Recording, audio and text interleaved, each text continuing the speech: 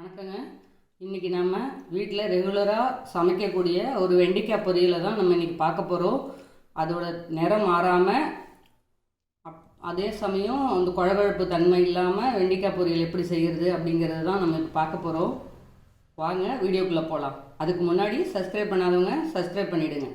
வெண்டைக்காய் 1/2 கிலோ வெண்டைக்காயை இந்த மாதிரி பொடியாக கட் பண்ணி எடுத்து வச்சுருக்கோம். சின்ன வெங்காயம் 50 கிராம், தேங்காய் துருவல் 1/4 கப்பு.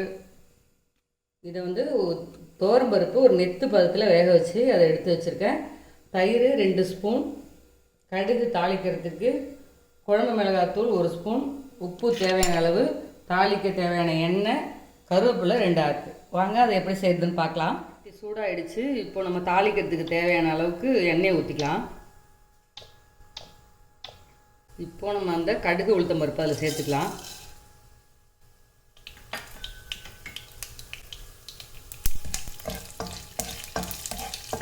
கடுகு நல்லா பொரியிற அளவுக்கு நம்ம வெயிட் பண்ணிக்கலாம்.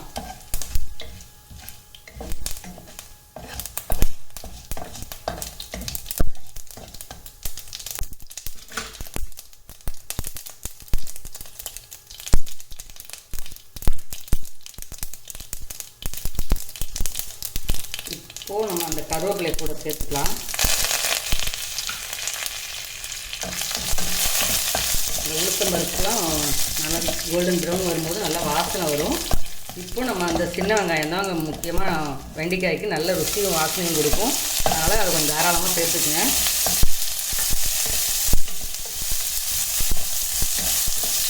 அதை சேர்த்து நம்ம நல்லா வதக்கிட்டே இருக்கும். ரொம்பலாம் வதங்கணும் இல்லை, ஓரளவுக்கு வதங்குற வரைக்கும் நம்ம வதக்கினா போதும். நல்ல வாசனையாக வரும். அந்த உளுந்தும் இந்த கடுகு பொரிஞ்ச வாசனை, கருவேப்பிலை வாசனை, சின்ன வெங்காயம் வதங்குற வாசனைலாம் ஒரு நல்ல ஒரு வாசனையாக இருக்கும். பாருங்கள், இந்த இது பிரிஞ்சு வருது பாருங்கள். இந்த மாதிரி நேரத்தில் நம்ம இப்போ வெண்டைக்காய் அதில் சேர்த்துடலாம்.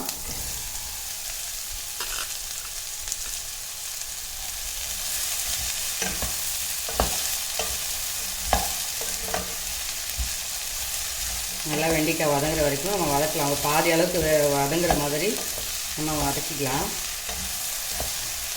ஆரம்பத்திலே உப்பு போட்டால் அது வதங்காது, அப்படியே மொறுமொறுன்னு ஆகிடும். அதனால் பாதி வதங்குற வரைக்கும் நம்ம கொஞ்சம் வதக்கிக்கலாம். அப்புறமா நம்ம உப்பு சேர்த்துக்கலாம்.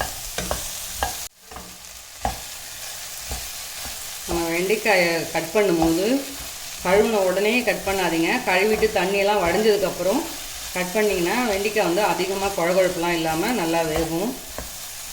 இப்படியே வதக்கிட்டே இருந்தோம்னா நம்ம பாதி அளவுக்கு வதங்குவோம்.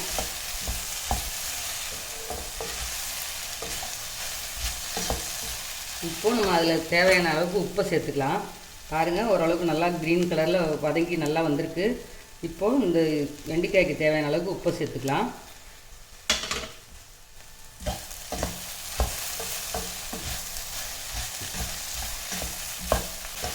இந்த மாதிரி பக்குவத்தில் வதக்கிட்டு நம்ம இப்போ தயிர் சேர்க்கலாம். தயிர் சேர்க்கறதுனால இந்த குழகுழப்பே இல்லாமல் நல்லா உதிரியாக வரும்.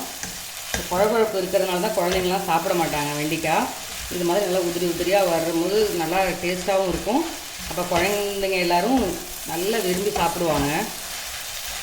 பாருங்கள், இப்போது குழகுழப்பு வந்துருச்சுல. இப்போ நம்ம 1 ஸ்பூன் புளிச்ச தயிர் சேர்த்துக்கலாம். நான் 2 ஸ்பூன் அளவுக்கு சேர்த்துக்கிறேன். தயிர் சேர்த்து நம்ம வதக்கும்பொழுது பாருங்கள், இப்போ இந்த குழகுழப்பே அப்படியே டக்குன்னு காணா போயிடும். பாருங்கள், கொஞ்ச நேரத்தில் அப்படியே உதிரியாக மாறிடும். அதனால் நீங்கள் நல்லா தயிர் சேர்த்து வெண்டைக்காயை நல்லா வதக்கிட்டிங்கன்னா அந்த பச்சை கலர் மாறாமல் அப்படியே நம்ம செய்ய முடியும். பாருங்கள், நம்ம தயிர் சேர்த்தோன்னா கொஞ்சம் நிறைய குழகுழப்பு அந்த மாதிரி தெரிஞ்சதில்ல. நல்லா வதங்க அந்த குழகுழப்பு எல்லாம் போயிடும். நல்லா உதிரியாக வந்துடும். நம்ம காய்கறி எப்போவுமே அந்த கலர் மாறாமல் சாப்பிட்டாதாங்க முழு சத்தும் நமக்கு கிடைக்கும். நிறைய பேர் செய்யும்போது வெண்டைக்காய் வதக்கி முடித்தாங்கன்னா நல்லா கருப்பு கலரில் வந்துடும். அது மாதிரி வந்ததுன்னா நம்ம சத்துக்கள்லாம் குறைஞ்சிரும். நம்ம அந்த கலர் மாறாமல் எந்த காய்கறியாக இருந்தாலும் அப்படியே சமைக்கும்பொழுது முழு சத்தும் நமக்கு கிடைக்கும்.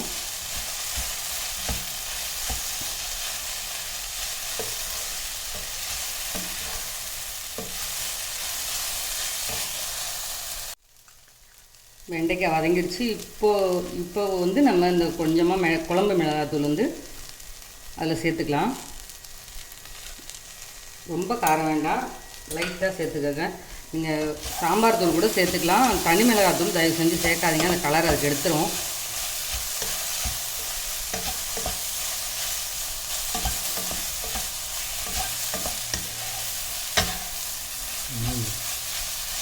இப்போது இது கூட நான் வந்து பாதியாக வேக வச்சு எடுத்து வச்சுருக்கிற துவரம் பருப்பு அதில் சேர்த்துக்கிறேன்.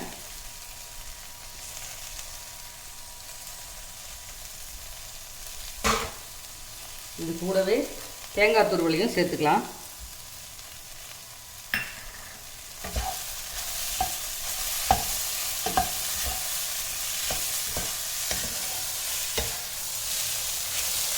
நல்ல சத்தான வெண்டைக்காய் பொரியல் வந்து சூப்பராக ரெடி ஆகிட்டுருக்கு. பாருங்கள், அந்த பச்சை கலர் மாறாமல் எவ்வளோ அருமையாக ரெடி ஆகிடுச்சு. அவ்வளோதான், நல்லா வெந்துருச்சு. இப்போ நம்ம அடுப்பை ஆஃப் பண்ணிவிட்டு வேறு ஒரு பாத்திரத்துக்கு மாற்றிக்கலாம். சூப்பராக ஒரு வெண்டைக்காய் பொரியல் கலர் மாறாமல் நல்லா டேஸ்ட்டாக செஞ்சு காமிச்சிருக்கேன். இதே மாதிரி நீங்களும் ட்ரை பண்ணுங்கள், சூப்பராக வரும்.